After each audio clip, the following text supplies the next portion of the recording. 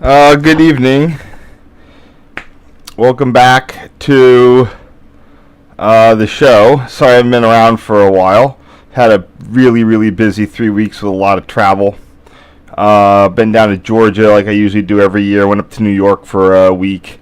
Out to some other places. So anyway, I believe that we are in the middle of doing a set. It's going to be Mineola, specifically NASSAU interlocking. We left off yesterday's, so these are from 2007. The tower was recently closed and demolished. The interlocking largely ruined due to Governor Cuomo not wanting to, disrupt someone's yard.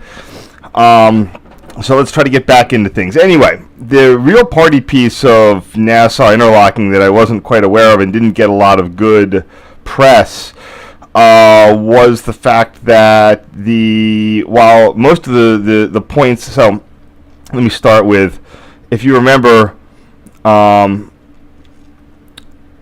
can I get for this here? You can see here, the interlocking is one of those rare for the United States British-style 2x2 track flat junctions. These things are all over the place in the UK. We really don't like them here. Mainly, we usually do stuff with parallel sort of a more like a flatter parallel crossover arrangement. But the LIRR was definitely built when the British had a lot more influence in railway design. So the neat bit that I was completely not anticipating was the fact that the movable point, that the diamond crossing on this flat junction was not only a movable point, but would be powered by a pneumatic point machine. Yes, at the time the Long Island Railroad had a lot of pneumatic interlockings. Valley still had, maybe not. No, it had been changed, but it had a few. J Hall, Dutton, the stuff, Brooklyn Terminal, Penn Station, etc. But here we see that they had this sort of surprise one out in the middle of nowhere. One of the advantages of the A5 pneumatic point machine was that they did have a model for movable point frogs. Movable point frogs are special in the fact that and certain double slip switches, they have what I call a push me pull me arrangement, where as the switch throws, it will have two sets of operating op rods. One will push and one will pull. This will set the diamond either straight or opposite. So here we have this sort of extra long A5 point machine. Looks very good nick, and the diamond. This is also the point we can see the grade crossing that covered a lot of this interlocking that has since been closed. But at the point it was, having this interlocking there was sort of a major issue. If I go to the, you can see where it used to be here. But I'm sure I can pull up a period correct photo. You can try 2016. Here we go.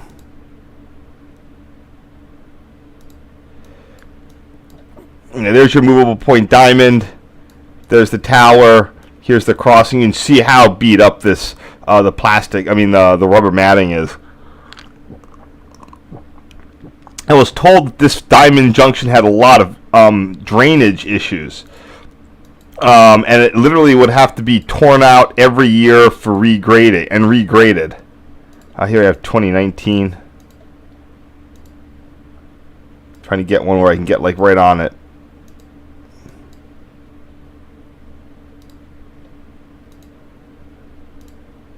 But it's sort of a shame that the now underutilized third tracking project sort of caused this to be all ripped out. They were all expecting massive capacity problems into New York City, and then with COVID, half the people are now work from home, and they don't go in anymore.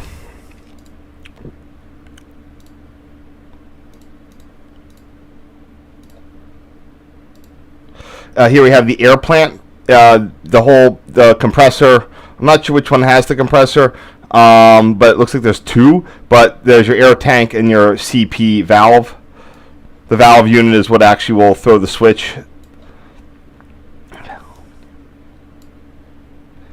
There used to be a website, I think I mentioned it before, that went into that had was a blog by an old U.S. Union Switch and Signal employee, and he had a lot of interesting stuff of how hard it was to get in the back, in the turn of the 20th century, how hard it was to get power interlockings or power equipment to be reliable. That means that the lever in the tower would match the lever what the switch was doing out in the field, and not switch on throw under a train.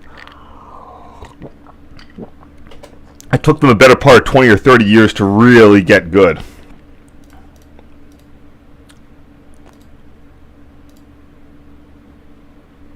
Huh.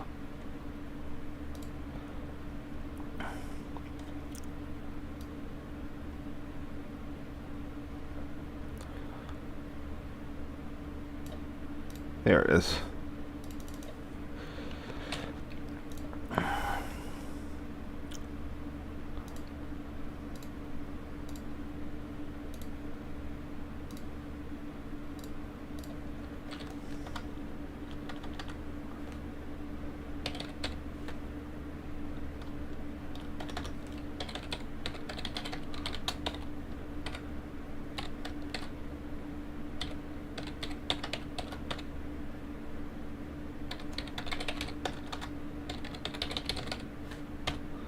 Sorry.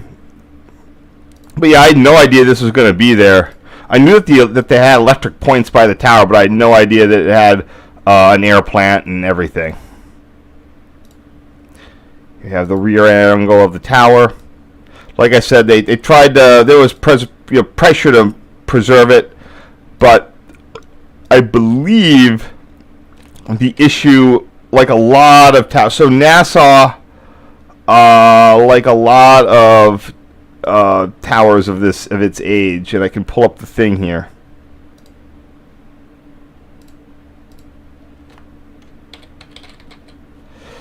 And hopefully I can find an older photo of it. There we go. Is that old enough? That one might be. Yeah, here we go. It had a lever frame. Actually, it had the flat junction and a Y track there, as you can see in this 1930 photo. The thing is that as the tower is modernized and the lever frame was removed, removing the lever frame from a tower, especially a wooden tower, will structurally compromise it. The lever frames, you don't see the structure, but there's a lot of metal in that, and they would really brace on the tower. These towers were often built with this lever frame in mind, and removing it really makes the frame, this tower doesn't look completely, I'm sure it's wood, but it looks a little bit better than a lot of the other lever towers. But when you pull out the lever frame, that makes everything a little bit flip-floppy, flip-floppy in the tower. Am I having a thing here? Oh, crap. Alright, I gotta, hold on.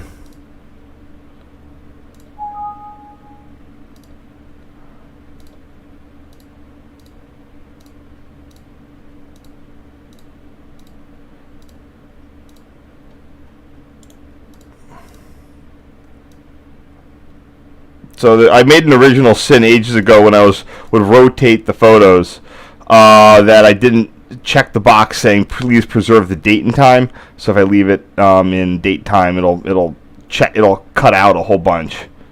So I just need to redo the ones that I forgot. Okay.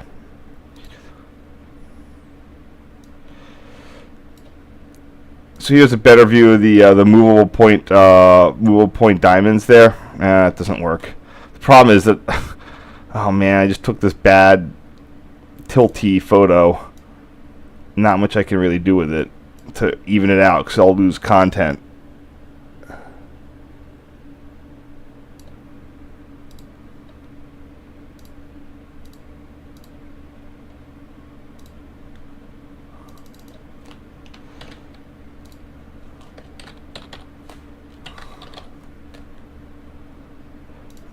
Anyway, what was I talking about? Yeah, so I think that when they proposed moving it, they realized that it was A, probably termite ridden, and B, without that tower without the lever frame inside of it, that it was just too structurally unstable. I.e., it wasn't going to fall down anytime soon. But if you they did run into this issue. I have seen this issue for reals. MO Tower in Crescent, Pennsylvania. They attempted to move that to preserve it, move it to Little Railfan Park, right next door. And the thing, they tried to move it, and the thing just fell apart. It had been compromised by both rot, termites, and I don't think that was never a lever. That was always had a power frame inside. But that's these wooden towers are just really hard. Although like some CSX ones, they have been preserved here and there.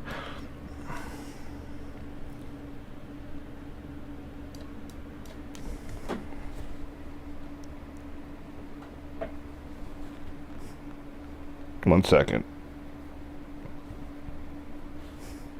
All right.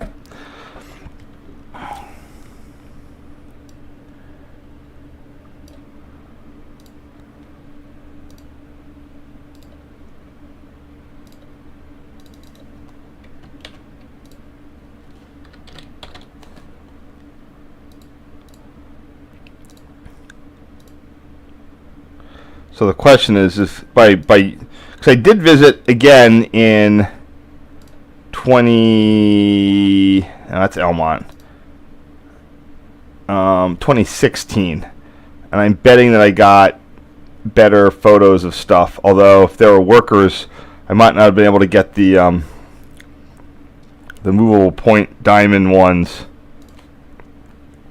that I wanted.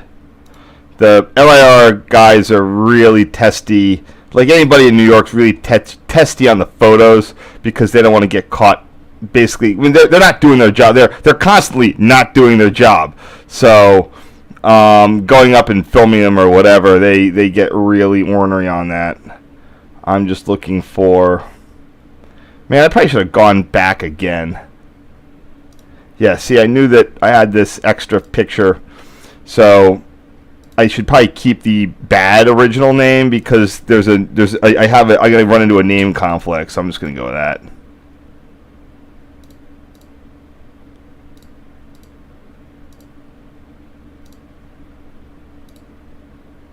Where's my thing? Oh, here we go.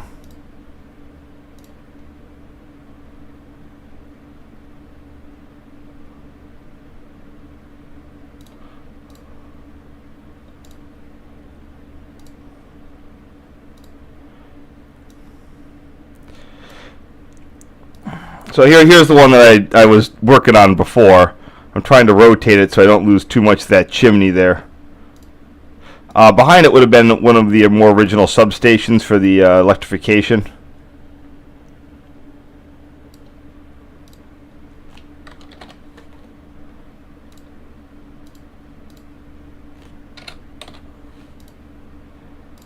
I do like this. I'm in my Olympus era or my second gen Olympus era of cameras. This one specifically was what? Rear. Oh God, it's not even close.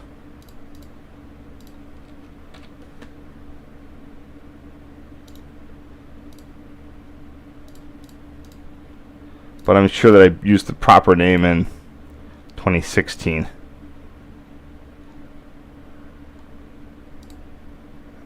Yeah. You see, I've already created a naming problem.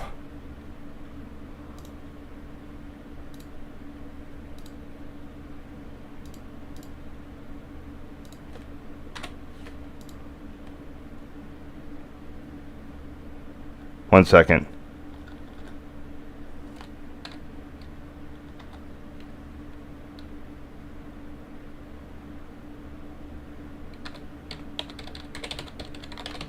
There, that'll work.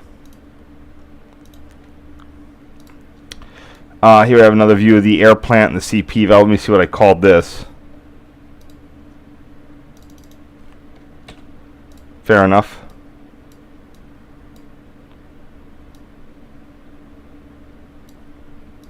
It's crazy that, this and the CTA, just allow, just have unfenced third rail electrified stuff, whereas anything today is all sealed right of way.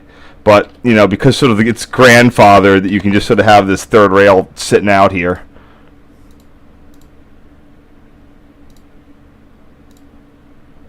I don't know how more people don't zap themselves on it. God damn.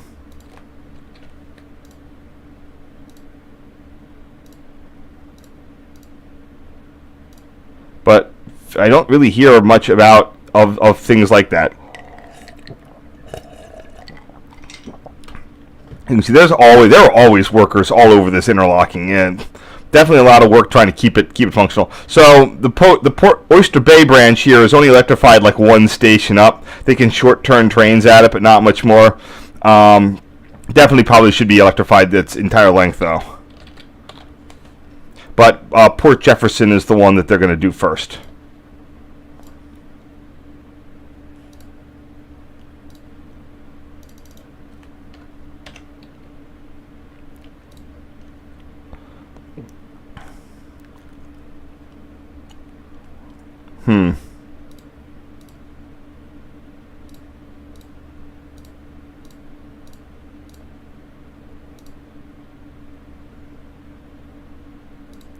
It doesn't look like I cropped it back in the day. I could probably stand to crop it, but I like all the stuff around it.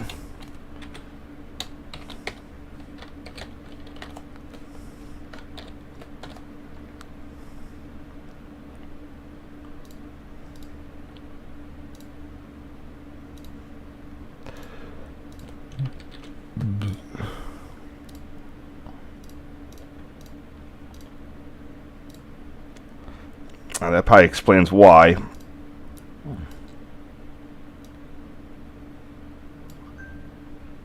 Ah, damn it.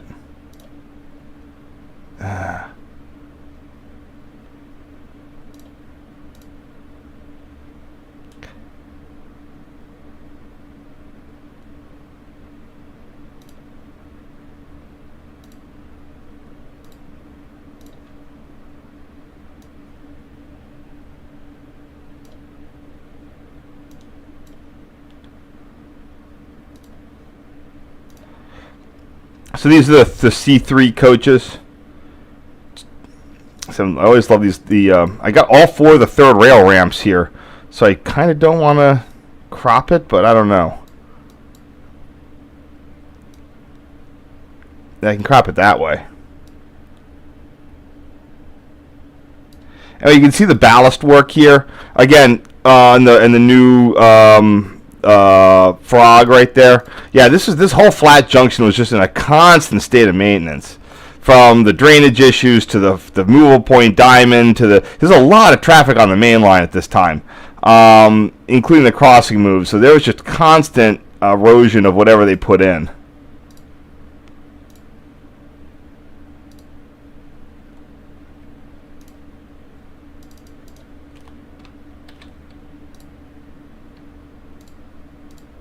Damn it.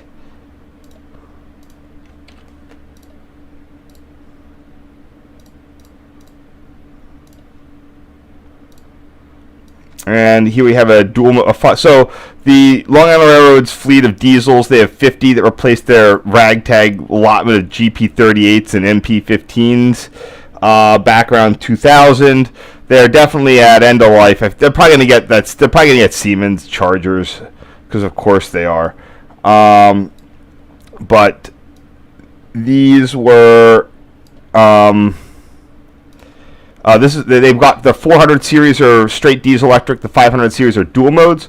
Unlike the GE dual modes, these were absolutely equipped to run mainline end of rail end of electrification on electric. They don't, because it was a combination of costing too much money and blowing out the substations. They made up a reason to not do it. I think that a train hit a shopping cart and caused a fire, and they used that as an excuse of why they shouldn't run the dual modes on his electric. And it was ultimately that, at least in the early 2000s, because of Long Island's decision to cancel the Shoreham nuclear power plant, it was cheaper to run diesel than electric because the electric rates were so high on Long Island. And there's other things that it was also zapping the substations. The power infrastructure on the LIRR has issues. When they first got the M1s, those are popping substations left and right. And when the DMs came out, they were zapping the substations. The reason, again, it's like it's an amp issue. DC draws insane. I mean, to start one of these guys, you're drawing a huge amount of amps. Whereas an MU with its multiple axles doesn't quite need the same amount of power, even though the rated horsepower to start those things, if you add up all the power in all the cars, they can get rolling with less power. So this single diesel just needs to draw in like gobs of power to get rolling, and they would blow a substation. Not all the time, but often enough and plus with the cost of electricity, the management just didn't want to deal with it.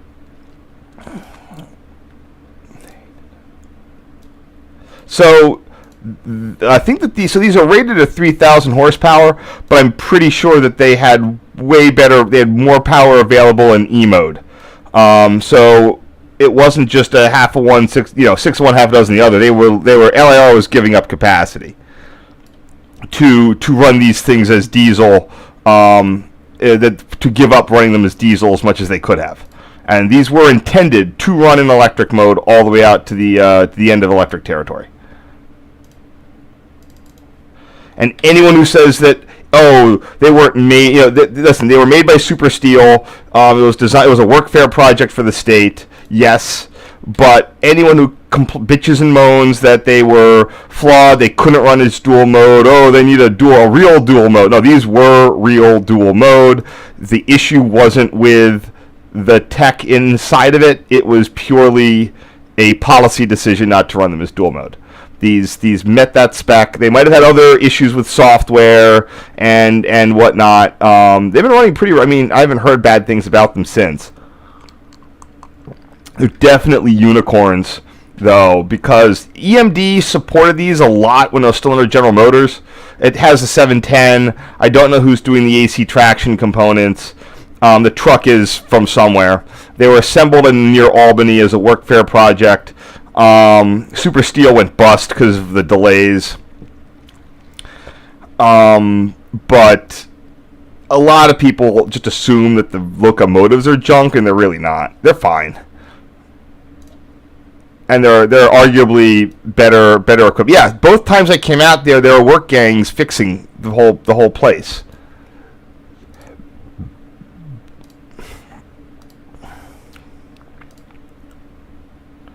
Oh, I should mention something here. So just to show this, right today both these tracks exist, but they both go into the main main track.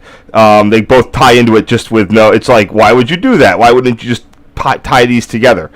The original plan was to round out the curve to a degree. I don't know exactly where the problem property was.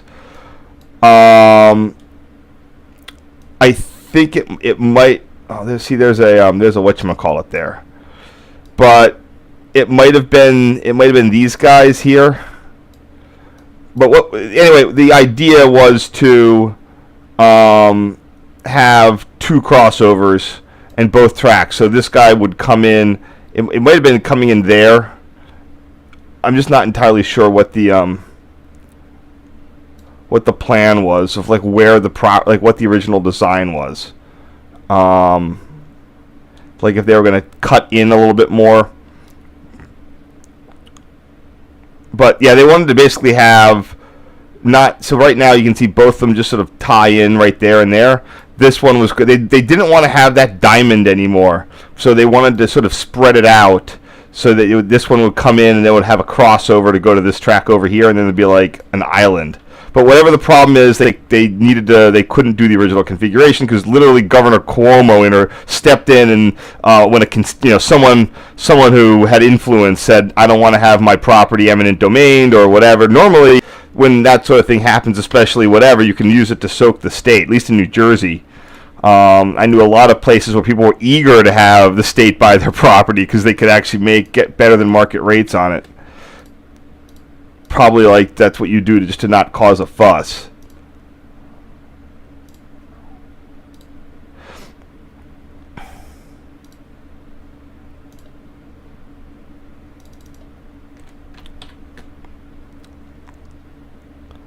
So here's why I know those. That's the, what is that, NASSAU 2E and 1E. Which one's which? That's 1E.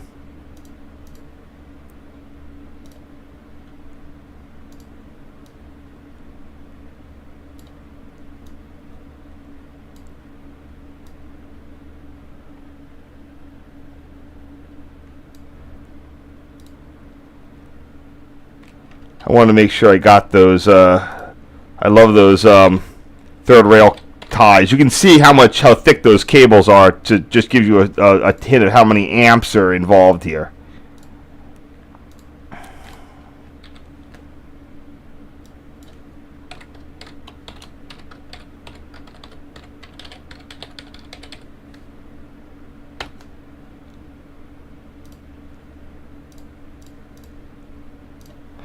All right, that's the first set.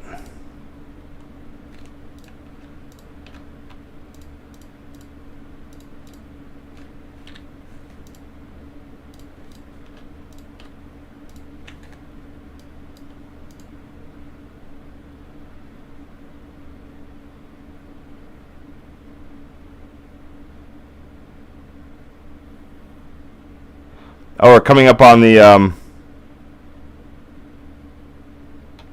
grade crossing hooping here coming up.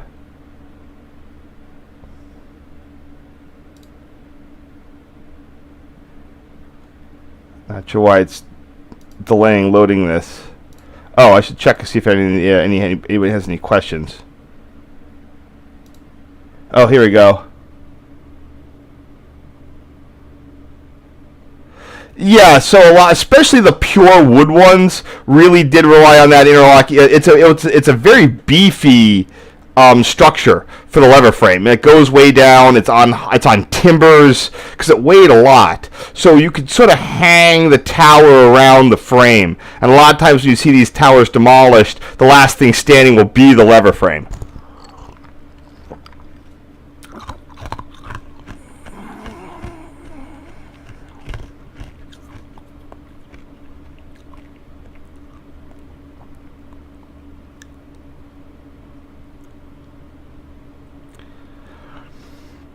Yeah, so the major issue with the congestion charges is that the LIRR, the whole MTA, just has a major efficiency problem, and the scheme was not designed to actually increase transit ridership. It was designed to charge just enough that no one would actually stop driving. So all the congestion people were like, it's a pure. You have a very inefficient transit organization. They've set the price to be just under what it would convince someone to not drive, so it wasn't going to actually reduce congestion, and then it was just going to be like it lets the MTA just fart away more money. So, I mean, I would say, like, the issue with, I remember they were like, oh, we can go and build more $69 million elevators. Like, look how many $69 million elevators we aren't going to be able to build with it being canceled. And my point is, why are you building why do your elevators cost $69 million? And I'm not kidding, it literally will cost, like, one subway station elevator costs $69 million to install. It is old school. It's back in the day when in the 50s where the rising tide was raising all boats and all the unions were just skimming off the top. Like, it's that kind of thing without the economy to support it.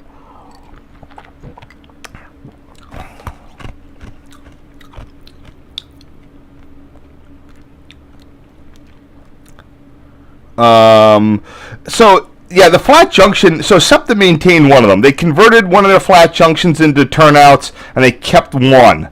Carmel has the movable point diamond. So the major issue is that now Mineola was going to have an island platform on the side. All three tracks would have had platforms, and I don't remember. I'd have to go look up the original configuration, but because someone complained, they couldn't expand the property footprint, so they couldn't put in the island platform, and they couldn't like change. And because at that point they just have to run it. Basically, it's single tracking, so both inbound and outbound Oyster Bay trains like just use that one side platform. It's absolutely ridiculous and bad for capacity.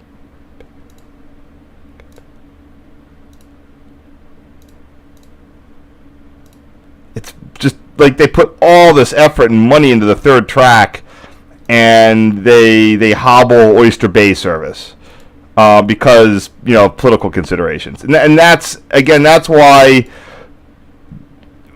I know a lot of people love a lot of the urbanists just circle jerk the congestion charges, but I honestly feel like they did not. The outcome of this would have made congestion pricing look bad, because it wouldn't have reduced congestion, and it wouldn't have resulted in appreciable differences to quality of transit. Just like we saw East Side Access, $10 billion, and they didn't increase capacity. They just sort of spread things around. And I actually had a friend say, like, when I asked I have a friend who works for the Metro North, and I was like, didn't they promise to increase capacity? He was like, oh, they just lied. I'm like, well, what do you mean they just lied? It was like, well, yeah, they didn't want to have the project get canceled, so of course they're going to say whatever it takes to keep it going.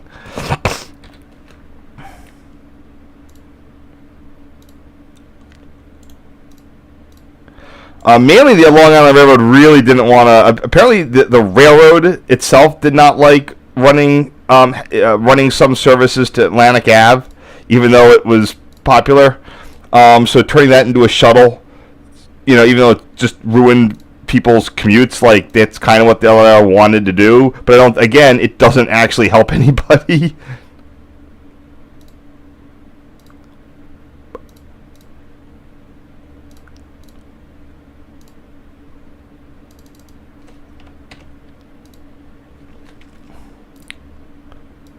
So here I have the 1E signal. Pretty sure this is 1E, yeah. And the ADA ramp. Regarding file names, the major thing is just they live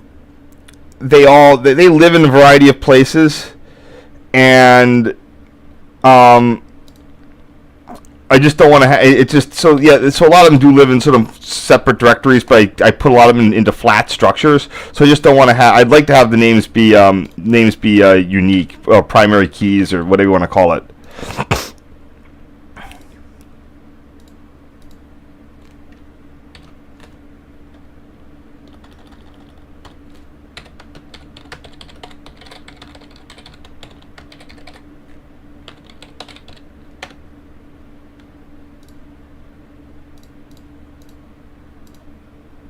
Of course, they're using all the reduced aspect signals here, kind of like Metro North, but not.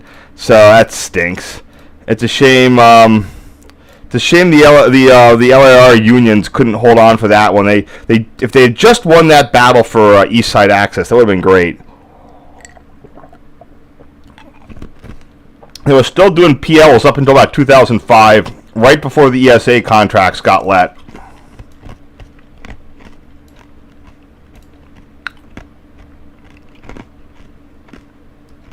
All right.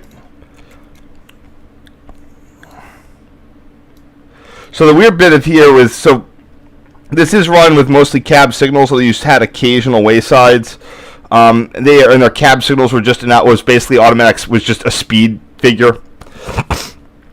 Although you would I don't know why NASSAU was like this. This was you can see the westbound signals, but you had these eastbound, but there was no interlocking in there, no switches. So I don't know why these were all sort of there like that. But it's cool. You can see the signal progression. You got to stop and proceed all the way down there. This guy is displaying a restricting. Not sure why you have restricting to stop and see. I might have taken this in a very brief moment before the relays settled. I was getting a bunch of the progressions when I went in 2016. Oh, sorry, that's Elmont again.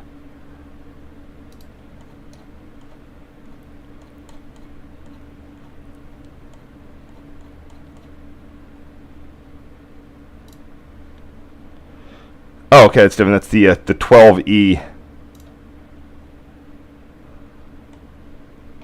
Here he is. Bridge 4.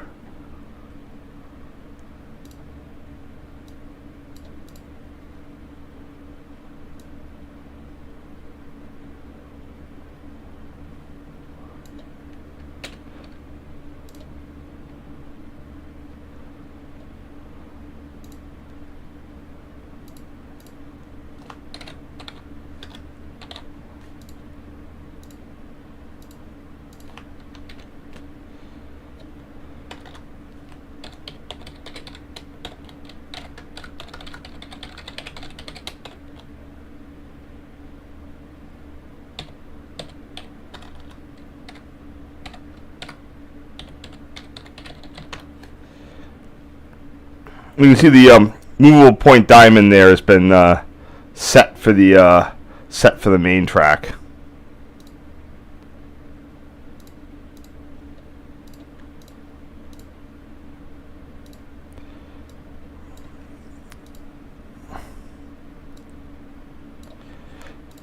One of the things that's nice is now, or sort of annoying, is that for this sort of shot, like I got, if I can pull out my phone and start using the high dynamic range mode on it. But here I just sort of can fill it in with that stuff.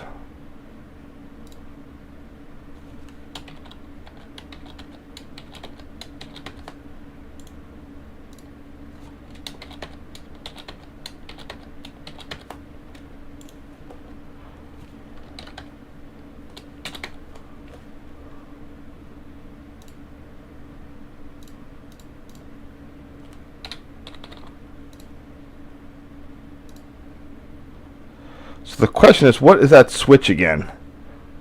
Let's find out. I know that I had a whatever on that.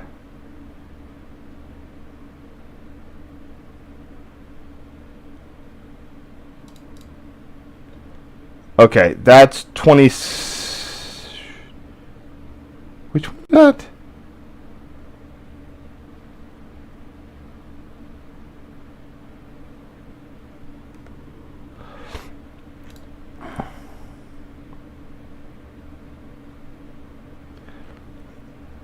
Must have gotten the photo in 2016. Here we go. Okay, that's 26 West 24. Cool. So I know they already have and so in looking for an appropriate name on this one, I know it's the 1E mast, but you can see that 24 switch in the background is reverse. So I'll just throw that in there.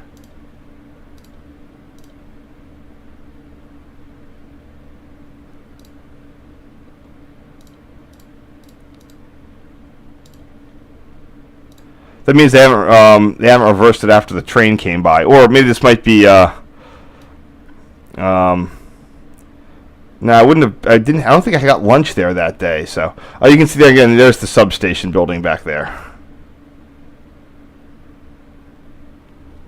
So we got. I think that train order light might be displayed. I'm not entirely sure. It could just be look like it's lit up, but I think it's actually displayed. So.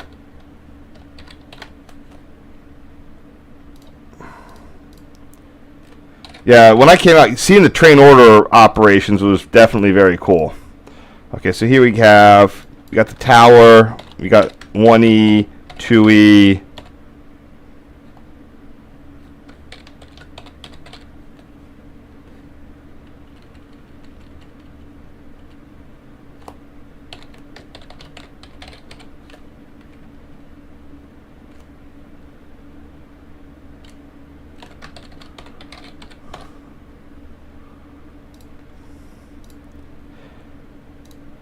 I need to get I need to have gotten I need to get an LIR rule book of how the rules work. Like if you come up on a stop signal with a train order light flashing, do you like just proceed and get the order? I don't know. Do you need to get like a talk past the signal?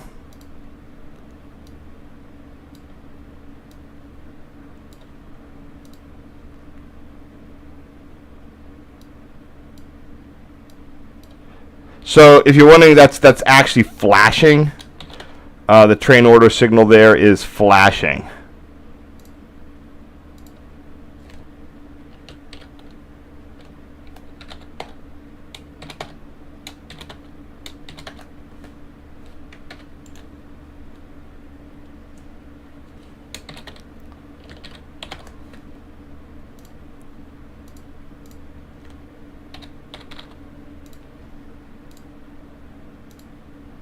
Also note that, again, this is a compact type PL mounting. The other one is a full size PL mounting.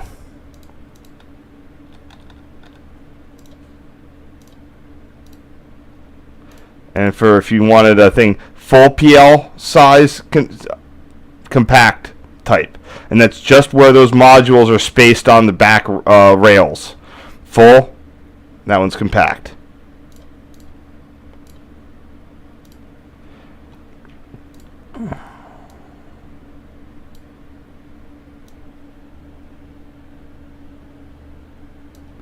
You have just a picture of the upper head here with the train order light. Again, if I noticed that it appears like it's steady, but it does flash. I even have a little video of it flashing. This is early when I was when I was in my video stuff, when I 480p or whatever the hell kind of pathetic resolution.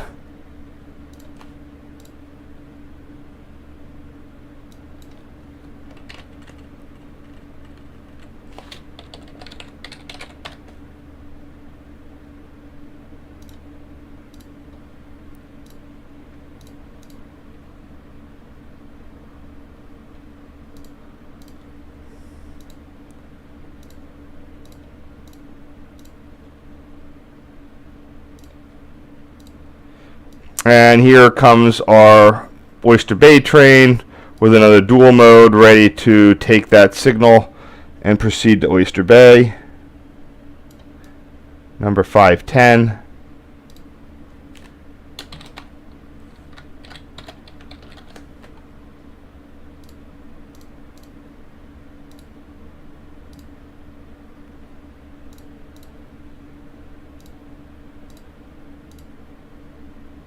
What the?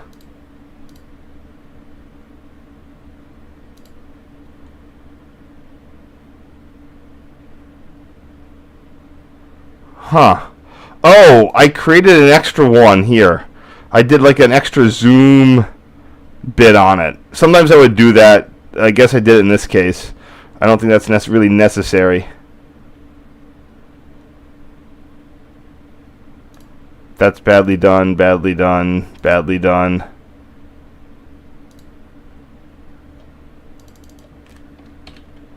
Yeah, so many of the... I still can't believe in 2007 I was using such awful naming conventions.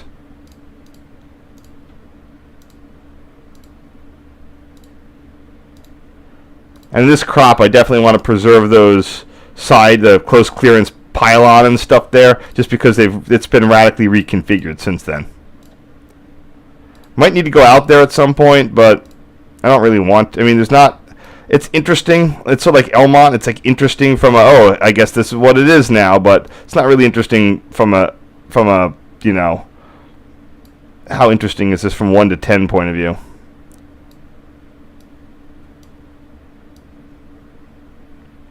So all these workers you see there doing stuff, because there's so many trains, they will literally work for 5 minutes, the guy blows a whistle, and they just stand around for like 5 minutes waiting for a train to go by. It is ridiculously inefficient.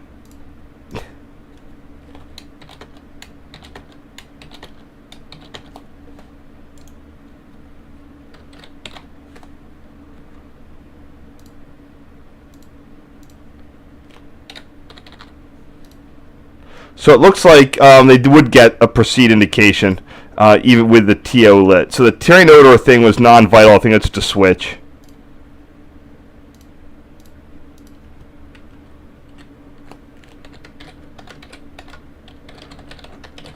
So it's getting a slow approach here. Just remember, on a high Pennsylvania Railroad signal, the only slow speed indication is slow approach.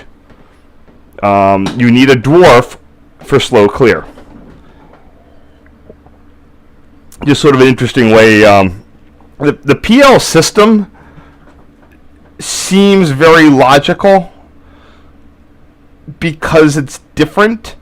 But if you convert it to color lights, it becomes a little more weird, especially compared to Conrail. So you'd effectively have red, yellow, green on the top head, a lower head with green, yellow, and lunar. That is frequently dark, and red over yellow isn't diverging, like in the West, it's like diverging approach. And red over yellow is slow approach, and then red over lunar would be restricting. So it's kind of got a little bit in common with the Seaboard system. But it allows yellow over yellow is approach slow. Here's my action shot. Now, I'm pretty sure I have video of this, or maybe I don't know if I did a photo for this guy and then I got a video of I think I then switched immediately to video, and I got video of this for the conductor. But I'm very pleased with this picture here. Back when RailroadPictures.net had lower standards, I think I got this in there.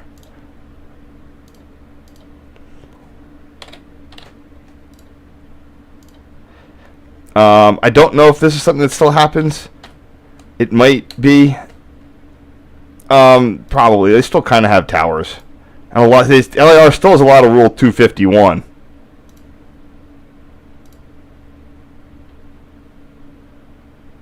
Oh, nuts. No.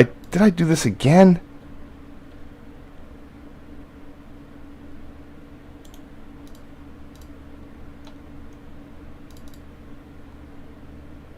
No, I saw that one.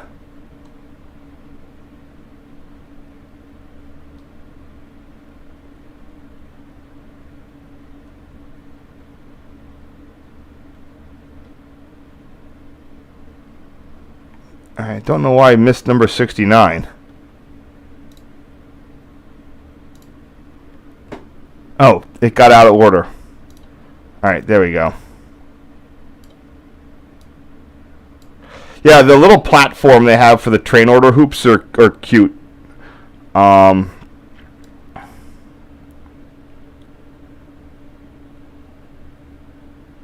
a lot of the towers will have these. PD Tower had this little platform too. And they used to have a variety of other stations for this sort of stuff as well. Like block stations and whatnot.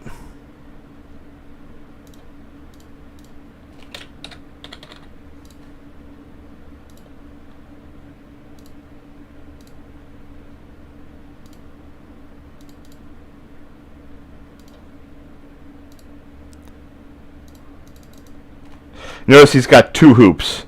The one for each. These are the traditional forks. The way these work, I'll go into how they work. But he has two. Each conductor gets one. Engineer gets one. And this is something to do with either speed restrictions or reverse operation or something on the Oyster Bay branch.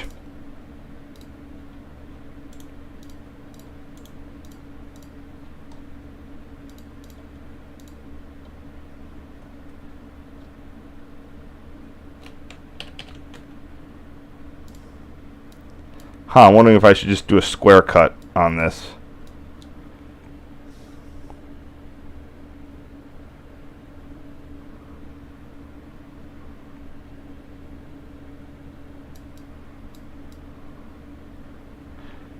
That might be better, actually.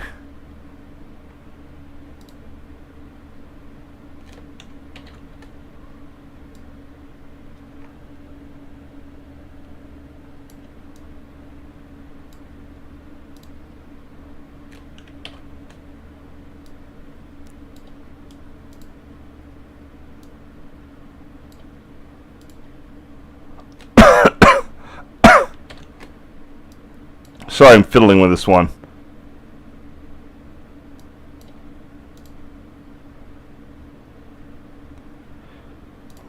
How's that look? Yeah, that's pretty good.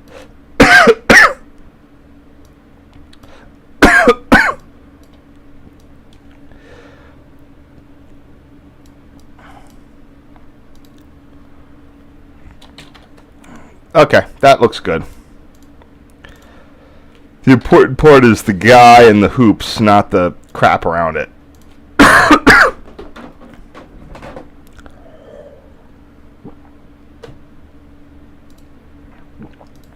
Yep, that's good. Anyway, the string, this fork has clips in it, so the string sort of goes in the inside. So all the trainman has to do is put their hand through the target, and they'll just pull the whole hoop in the order that's tied on. My tower friend who works for Amtrak knows how to do that. Actually, he worked towers and he knows how to tie those. But he would tend to hand them up with a clipboard.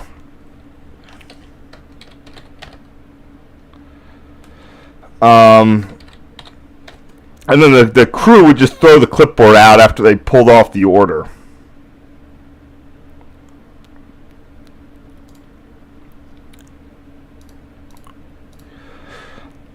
Because while the hoops were definitely effective, it was still a pain to tie them.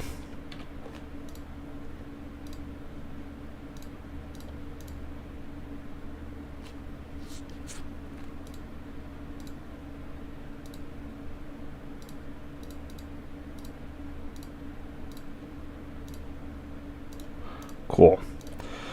So I'll see if I have that video.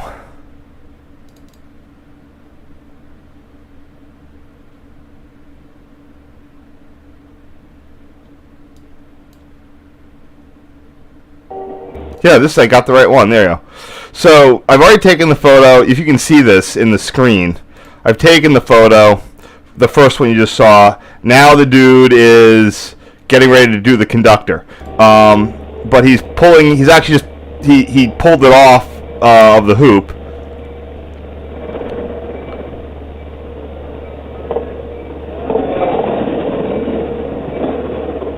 And he just gives it to the guy. So, there's the next bit. And here you have the cab car at the end.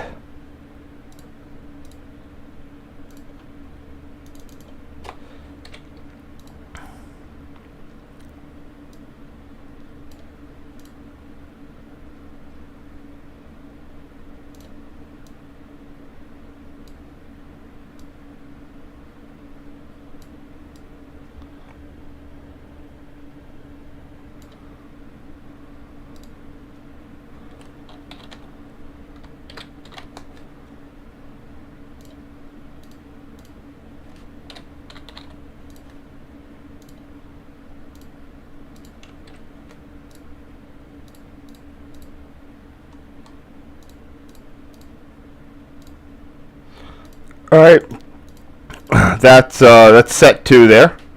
I just got one more set today. I'll get questions in just a second. Oh, I'm almost done. We're going back to goddamn Jamaica. Oh, brother. Oh, man. We got to do this. Wait, how many sets have I done? Oh, poop. I really didn't want to get into the damn Jamaica stuff today. Oh, I'm definitely going to have to get into it because I have to do maybe even more sets. Oh, bother.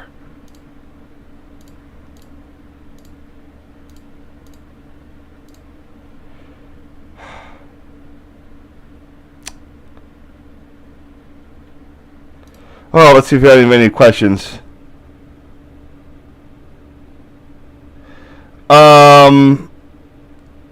Arguably, but the whole point was that they're still under capacity with ESA, and they're still running the same number of trains between Atlantic, Grand Central, and Penn. But they're just doing the shuttle. The ESA was never East Side Access was never designed for Metro North stuff. It was primarily so you would have the number of slots in theory open by East Side Access will in no way be filled by the number of trains running to Penn Station from the Metro North side. That's an amount of trains, but not that many trains.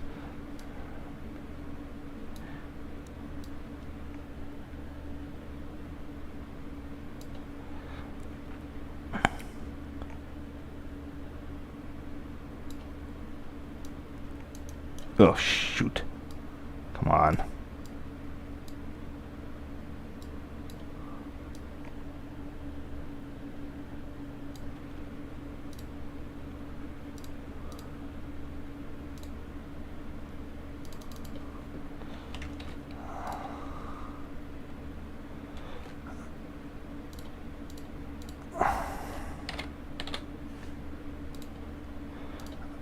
Is this Front Street, that crossing? I gotta check what that street was. Main Street. Well, not Main Street anymore because it's got cut by the crossing. They eliminated the crossing.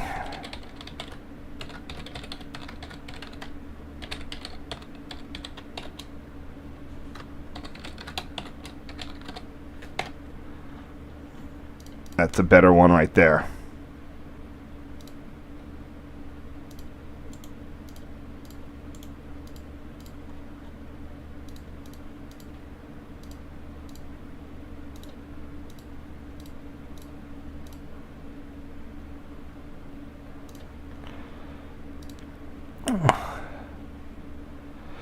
So we have a nice engineering vehicle.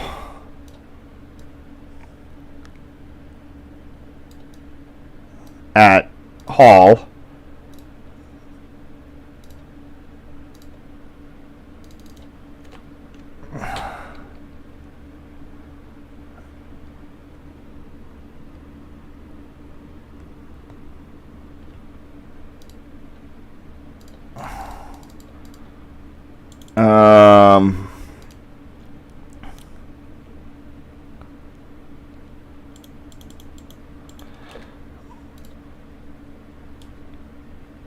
There it goes.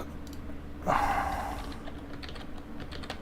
don't think that's a track laying machine. That's some sort of other kind of track machine.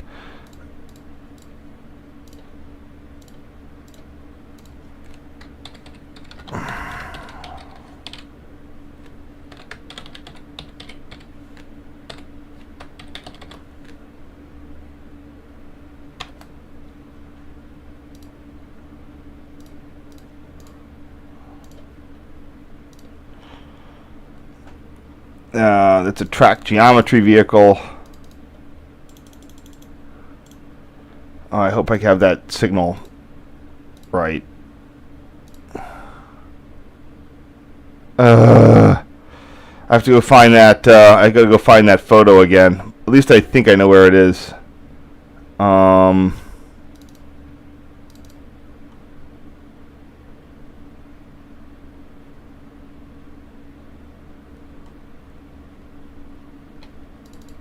Didn't realize I was going to need it again.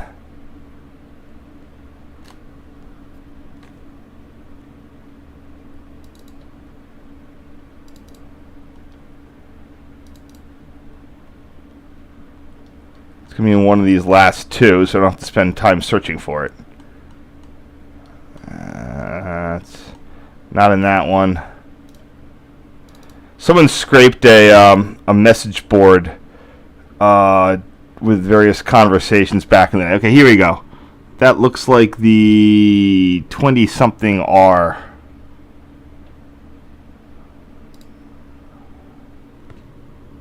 '28R. Oh, I think I have that in other places. Be under towers. Because they're all placarded now. Yeah, signals are easy when it comes to Hall. Yeah, 28R.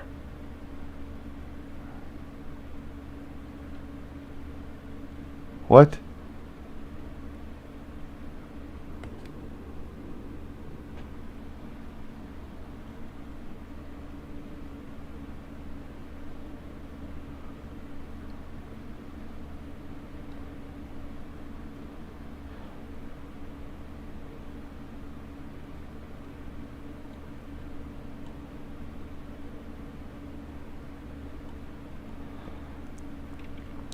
So yeah, that's 18L, 18R.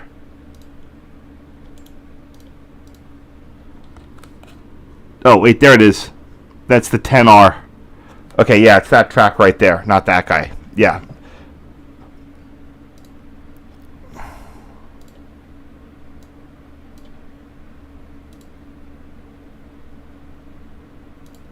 The LIRR windows on the M1s have massive issues with fogging over for the plat. It's like they're acrylic and they've just degraded up the wazoo. It's even, it's like, yeah, I lament the fact that you can't see out the front, but you can't get photos out the side anymore. It's just awful. That's why I don't do a lot of LIRR. There's not a lot. I go to a place when I do LIRR. I go to a place on the LIRR, get out, take photos, get back on. On the train is practically useless.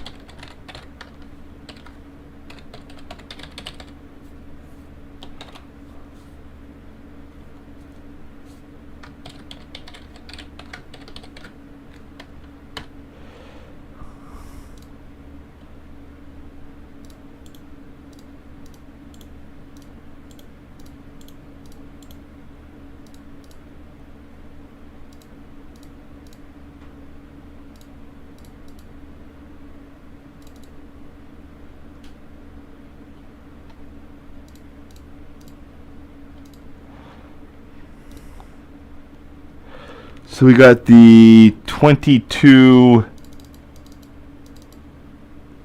The heck is that? Oh, that is the 2L. But they put a 7 because they didn't have an L.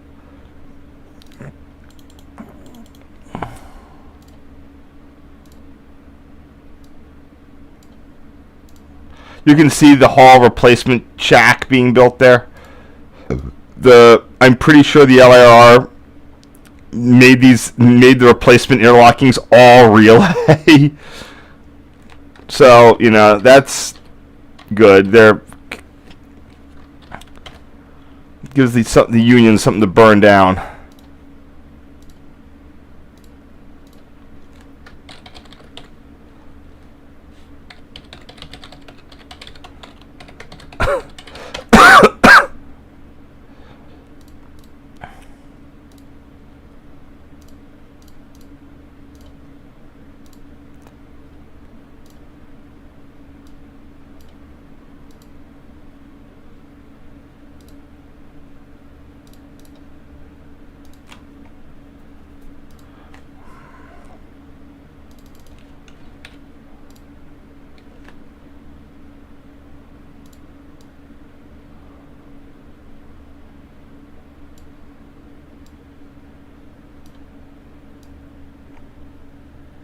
Not much to say here. I'm just getting this cleared away.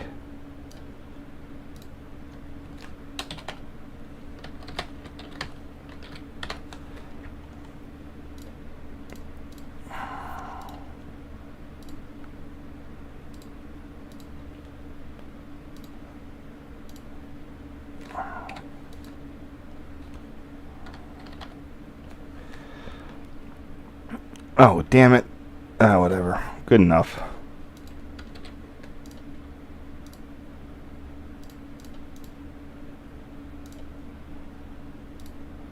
I guess I'm not done with Hall Tower yet.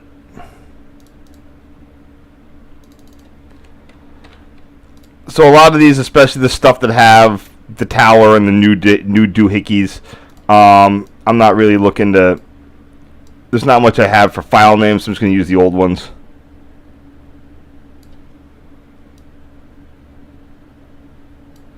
This is stuff that I can still get out there today, pretty much.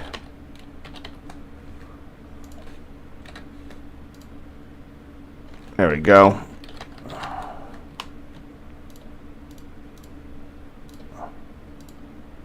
So in this case, I'll definitely keep the names.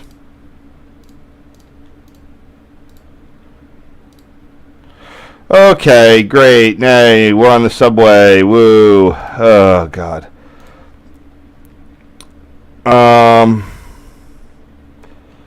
If anything is worse than, well, it's not that worse, but let me pull out my thing here. At least I have the cheat sheet.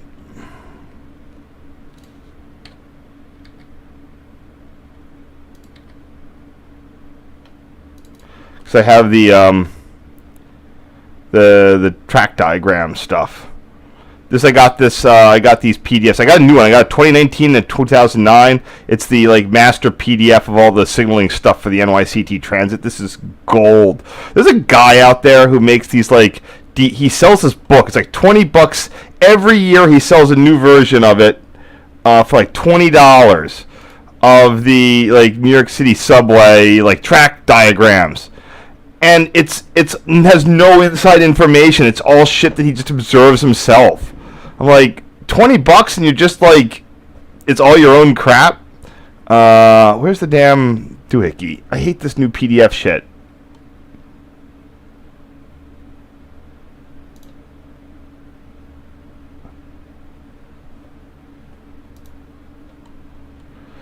There's like an index.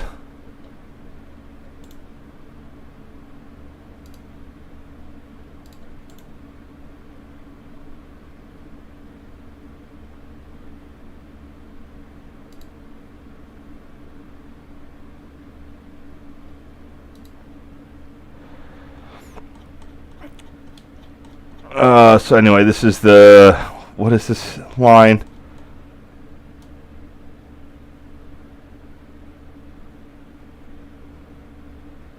How do I get the damned index?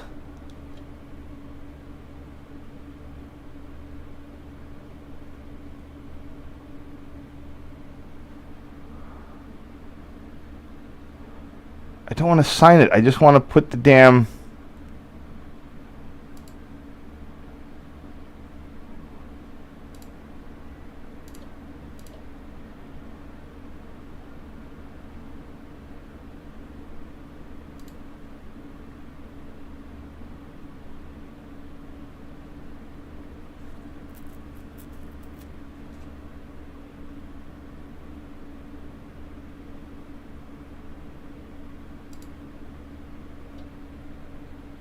Oh God, they just come on, Adobe. Like, don't ruin your product.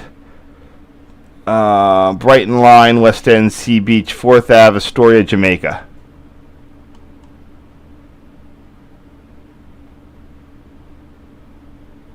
Okay, cool. Here we go. It's the Jamaica line. This is where I have to go and figure. Like, I always forget how I do this stuff. NYCTA. I guess I go to O. There you go. There it is. Jamaica line.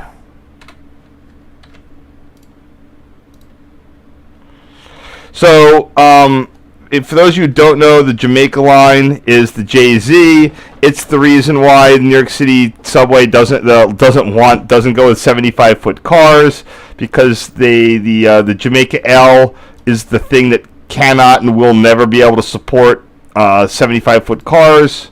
I think they might have some other areas, but it's really the Jamaica.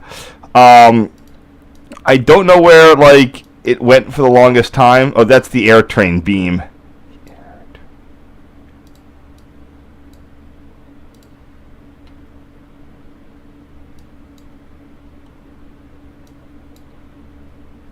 So I don't know where the I'm guessing the Jamaica L, you can see from this extra wide street, it probably just sort of went down there somewhere. And in the 80s, they did a revamp where they just had it do a thing, and they put in 2 new stations, Stuffin Boulevard, which is LIRR Jamaica Terminal, and then another thing at the Jamaica Center.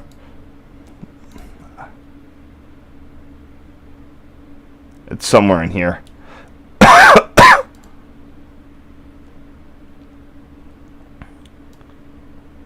Yep, right there.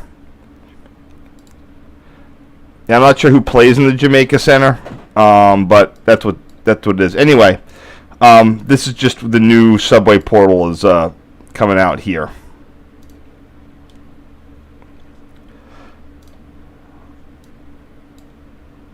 Normally, you take the E train, but this time I wanted to take... Well, I mean, I knew the R40s were on the JZ, so I was probably going to just ride those. So, here we go. Oops.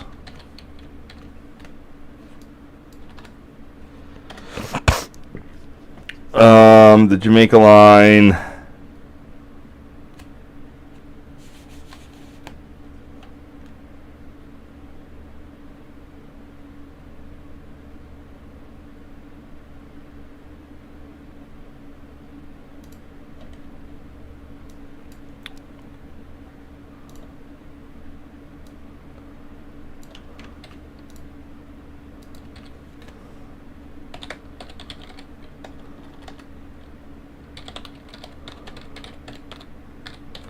I can actually check what direction shit is here.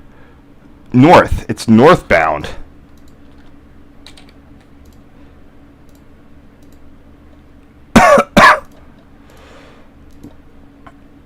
Alright. Now we can finally get going here.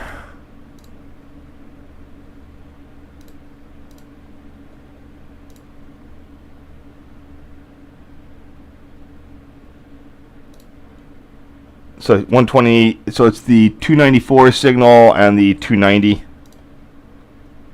This is the 121st Street interlocking.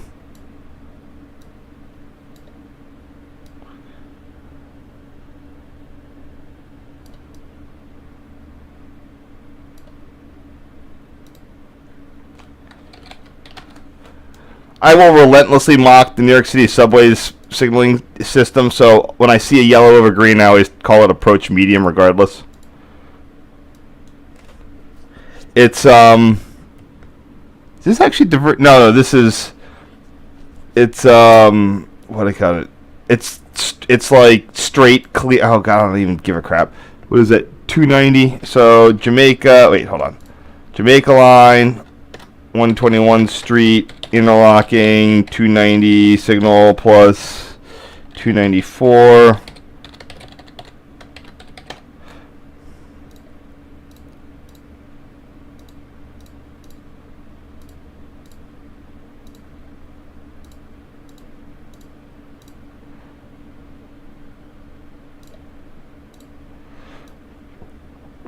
I forget when this got re-signaled. It was probably when Broadway Junction got re-signaled in the late 90s. Wait, I actually can tell you because it's on the damn chart.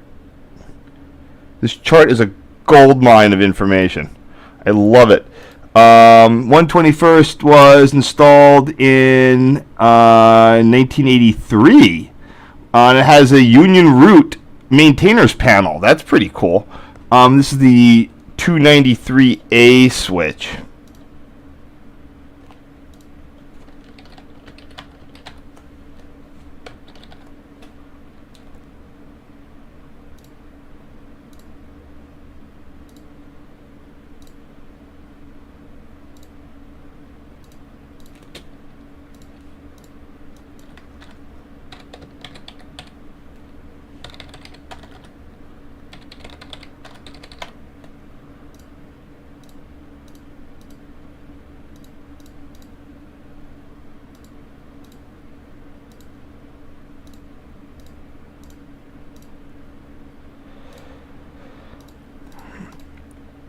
Yeah, these schematic interlocking diagram, these omnibus diagrams are a godsend for NYCT stuff. For a lot of NYCT stuff, not all of it. Looks like the Jamaica line had space for a third track at some point here. These are the R42. This was the last batch. So I think these are the R42s. I'm not 100% sure. They could be R40s.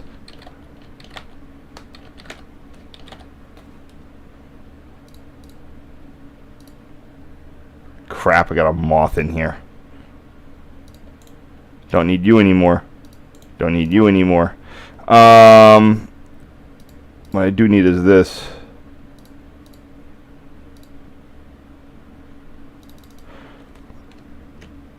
That's at 115th Street.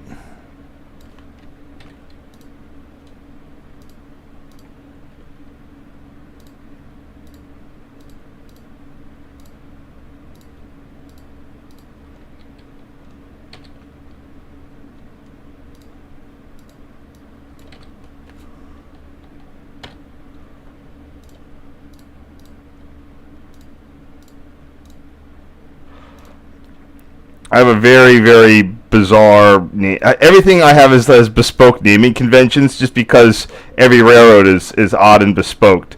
New York City subway does not have front-mounted number, makes it hard. It's hard to get the numbers off the trains, and you also have things like, well, you want to be able to capture the service pattern a train is on and the location, and the class of what. Even more so, they change their numbers as the vehicles might go through their lives. So what I will generally do is for numbering, I will say, oh, here I basically go. I say the service, the line it's on. This is different than when I'm doing signal photos and stuff. I'm saying so there's physical lines, like this is the Jamaica line, but there's service patterns like a J or a Z. You can have multiple service patterns on the same line. So what I generally do is I put the service pattern followed by the class of car, which is unique, and then a number if I have it, and then a location. So that's a J42, so it's an R42 on the J, and if I had a number, I would have put the number, and then I just say where it was. Anyway, we're at our next interlocking. This is going to be 111th Street. What's interesting is that that was a USNS one, but this is now a GRS interlocking with an NX panel and a maintainer's panel. I love how Chicago. What is this one? That's the 262 signal. Chicago literally has a little windowed interlocking tower, like an explicit interlocking tower at every interlocking.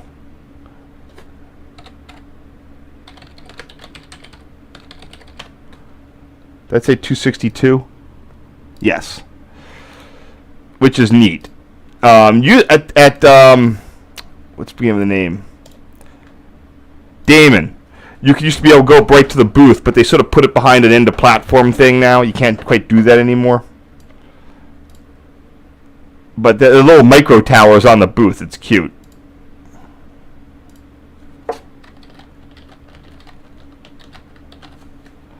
This is the 261A switch.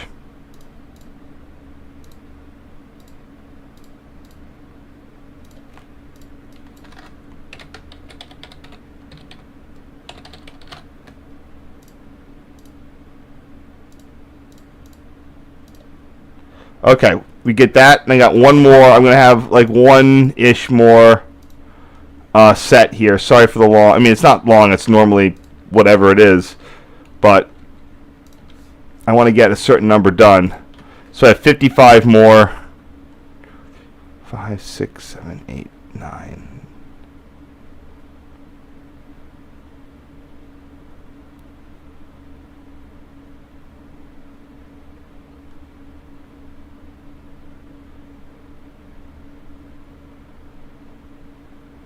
I'll just do 12 now. They're going to be easy. Let's see if anybody has any questions.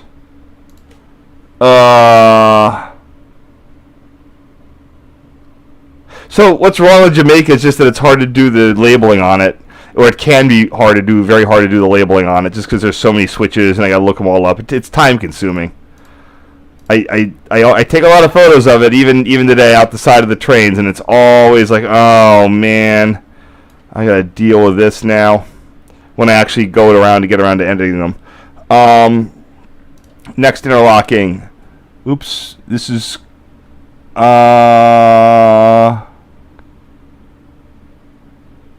Crescent Street, Crescent.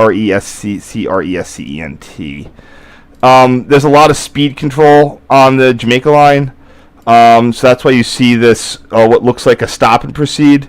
That's actually a speed control signal. So the white light indicates that the signal is clear, that the signal is only in stop because it's it's running a timer.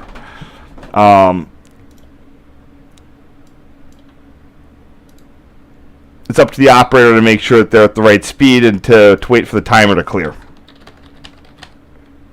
This is signal 826.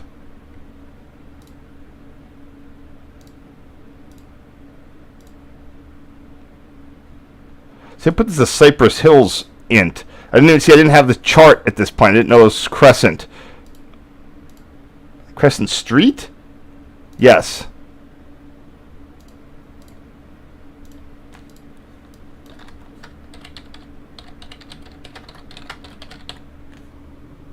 (862) signal.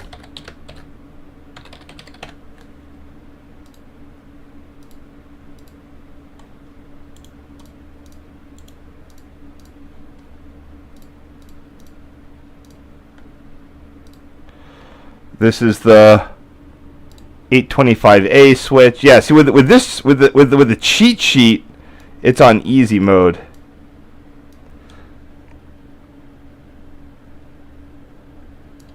The 825A switch. This was installed in 1964.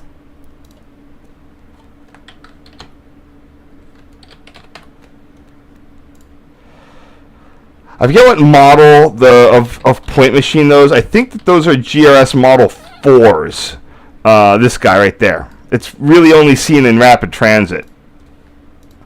Its effective use was replaced by the 55, which the UK adopted, the GRS Model 55, which is a forerunner of the Alstom GM 4000 point that sometimes comes up.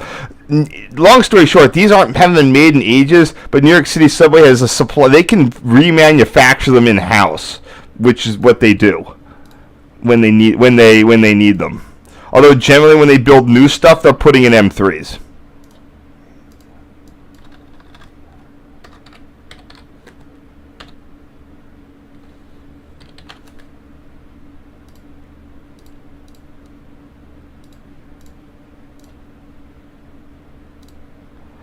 Here we have the other side of Crescent. So yeah, this L used to be 3 tracks, and I bet in the 60s they just sort of they ran through, put in better signaling with CTC, with not real CTC, not bidirectional CTC, but just remote control, a lot more crossovers, and they, with this 3rd track pocket here. But again, it's GT. So with all these curves, the sharp curves are what limit the ability to run 75-foot equipment on this line. So you can see the sharp curve. That's these one-shot grade timers. They're all at 10 miles an hour. Now that might be a bit of an overkill. That might be a result of that 90s slowdown, but maybe not. So since I see all 3 signals here, it's the 806, 810, and 812, and the 812 is showing sort of a stop and proceed. I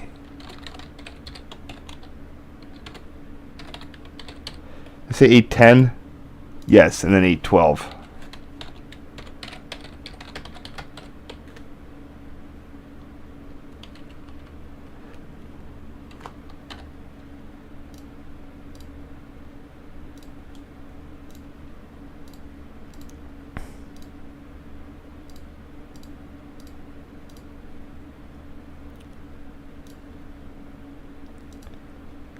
And here we have the 805 switch, and that's an auto 439.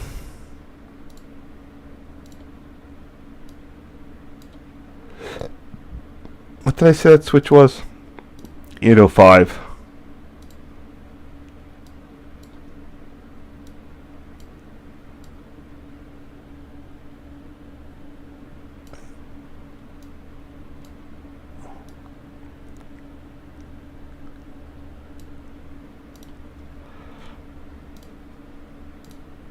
Oh, this day looks hot, but I think it's in the fall.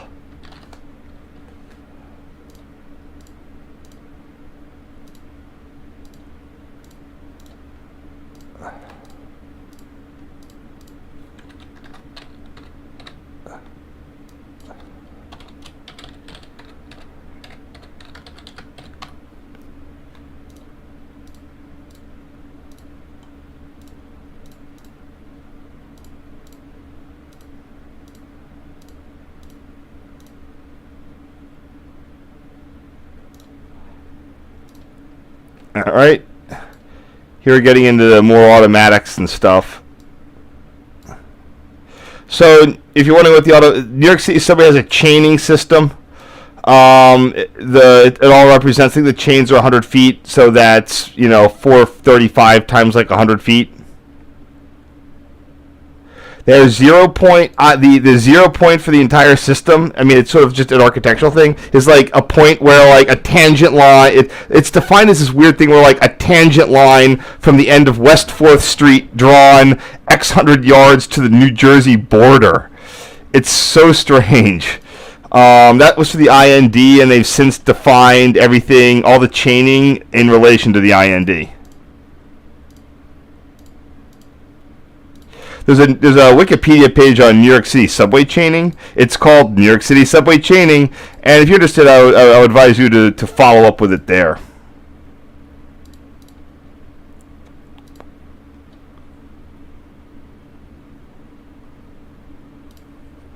This is what, 436?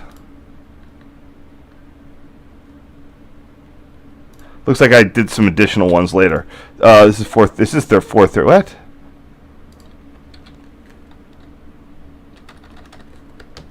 Cool. I actually have some stuff from other doohickeys.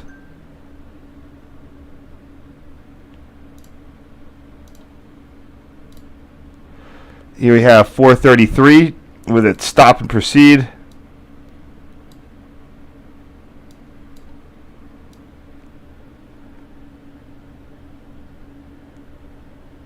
Again, it's a grade timer, but I'm making fun of it.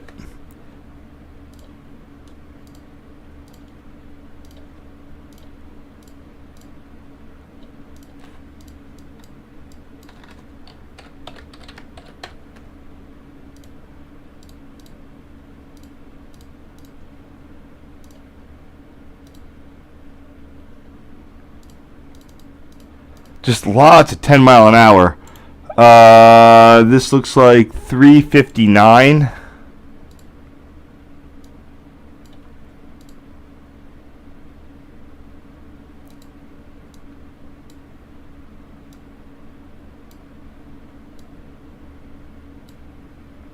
That above stuff, this is approaching the late great Broadway Junction. Used to be a big L junction. Oh, here's something else I want to point out to people. An L is not the same as an. While this is elevated, it is not an L. New York City no longer has any L's. The last one was the 8 train in the Bronx. This is an elevated subway. The subways are. The L is built to way lighter standards. If you ever go to Chicago, those L cars are like 50-something feet long. And the platforms are all made of wood, and they're narrow, and they have that overrunning third rail. That is, New York City had elevated lines built to that standard, and in the 1950s and 60s, they demolished them all, or a lot were converted to elevated subways in the 1930s, and then 30s, 40s, whatever, and everything else was just demolished in the 50s. Mainly because they were using wooden rolling stock. They needed an entirely new set of cars, and they weren't compatible with the normal rolling stock. The 359.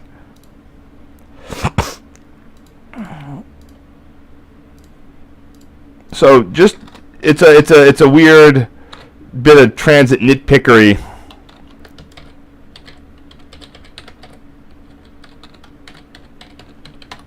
That things, while they might seem like an L, they're really elevated subways. And you can sort of compare that to the Market Frankfurt line. Again, very narrow cars, although that's built to perfectly reasonable standards now. They still have an amount of a weight limit and other stuff, so the cars are short. But Chicago still runs its original L dimensions, even though most of it, a lot of it has been rebuilt. Boston demolished its L.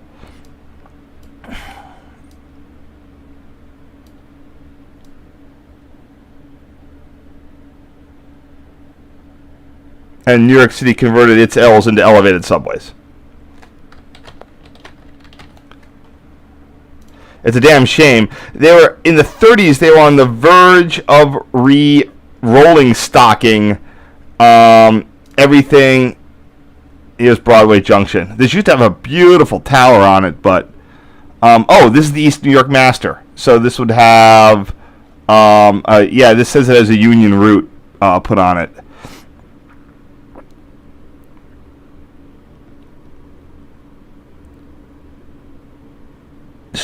Master control installed in 1983 under contract, blah, blah, blah, blah. Relay room run control out of 1992.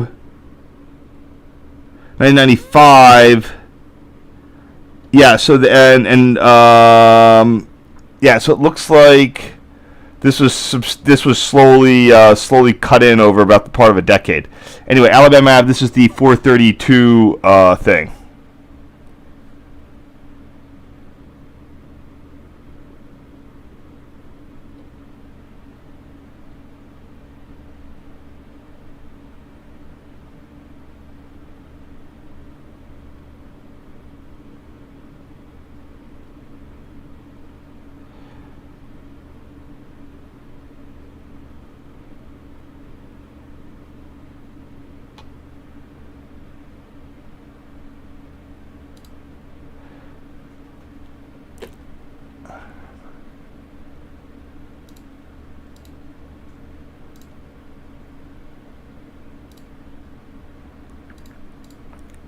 The 432 switch. Jamaica line.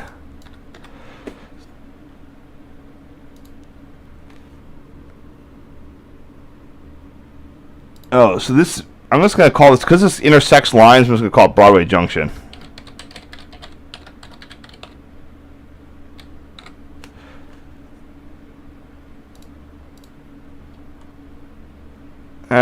Let me see what I did before.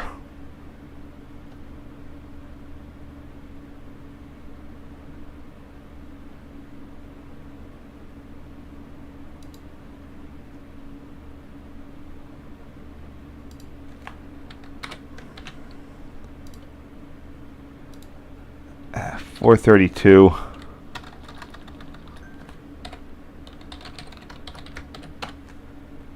Oh, what's that switch? That's the 431A switch.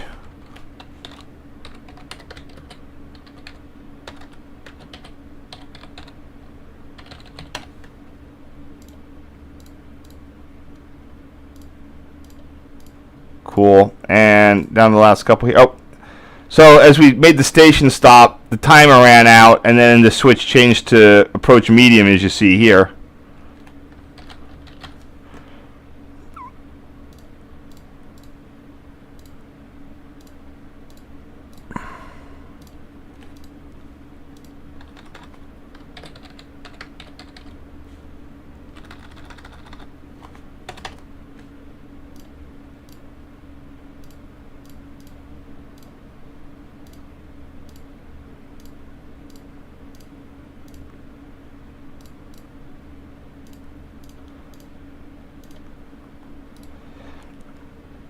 And not sure what to write for this.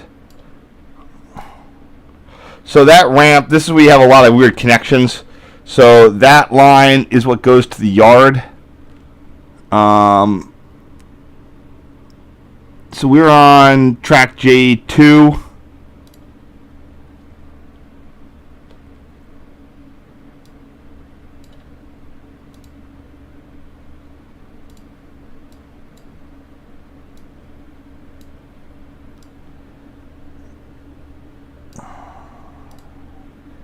Oh, there's a reverse signal there. That is the 424 signal.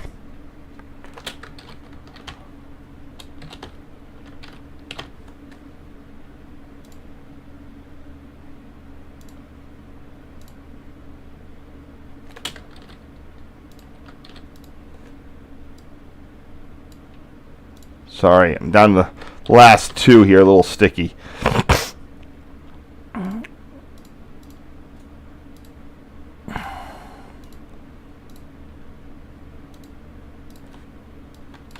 Four, 2-4 signal rear.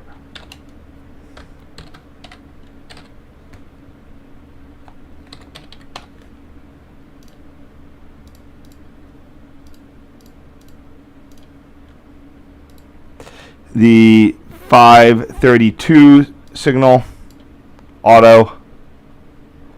Auto's within, interlocking.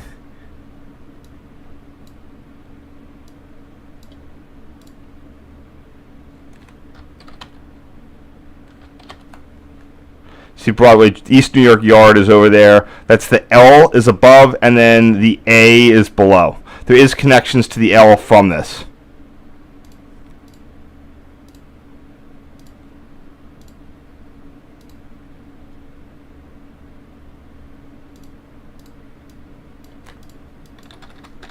Three, 5, 2.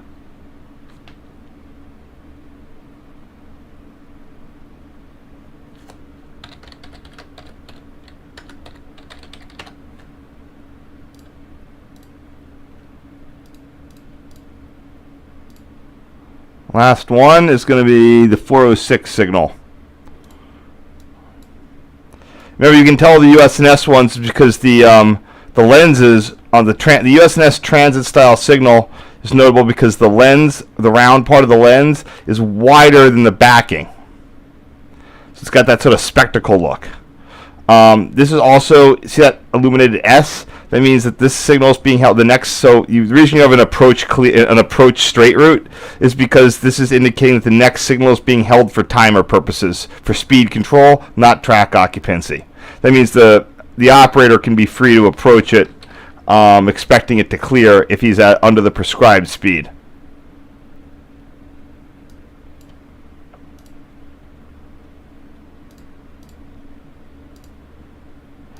This is 406.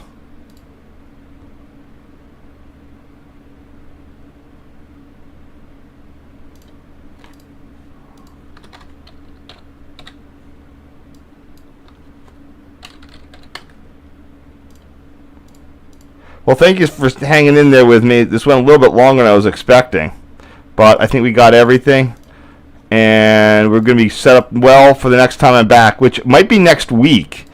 I am definitely looking to number 102. I'm looking to finish this up next week, so next Friday should be available to be back and do this. And it should be a relatively short one, or a little bit shorter than normal, covering the rest of the JZ here, coming in through Myrtle Ave, across the Williamsburg Bridge,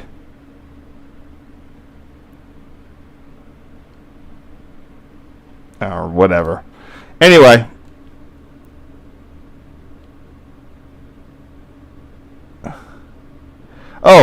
yeah, thanks for watching the mainline tower presentation. I mean, that's a practice run for one that I gave in person to my NRHS group. So I have a couple of others. One of them on PR.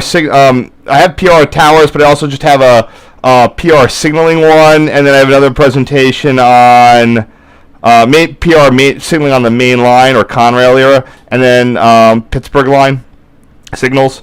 And I have another one on just what I call going over. As I said, it's about the riding over Amtrak's the great grades on Amtrak. I got back of train photos tours for those too.